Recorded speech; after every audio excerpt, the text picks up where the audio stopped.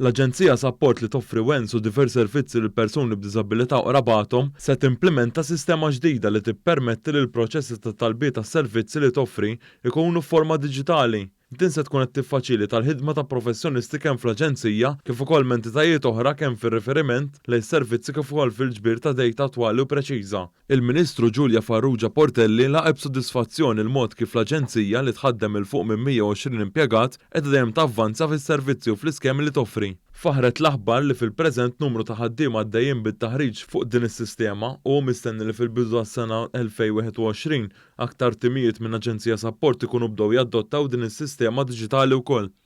Din il-management system pratikament se tkun qed tagħti viżibilità aħjar lil ħaddiema meta jkollhom każ ta' pazjent, persuna li għandha bżonn is-servizzi tal-Aġenzija, is-sistema se tkun ċentralizzata u allura jkollhom viżibilità aħjar tas-servizzi li jkunu qegħdin jingħataw. Il-kap eżekuttiv ta' Aġenzija Support Rucci Berra spjegat li l-investimenti bħal din is-sistema diġitali u t-taħriġ kontinwu tal-impjegati f'diversi qosma huma fil-fatt element importanti u ta' priorità sabiex ikun assigurat li Aġenzija Support twassal servizzi effettivi u professjonali b'mod effiċjenti.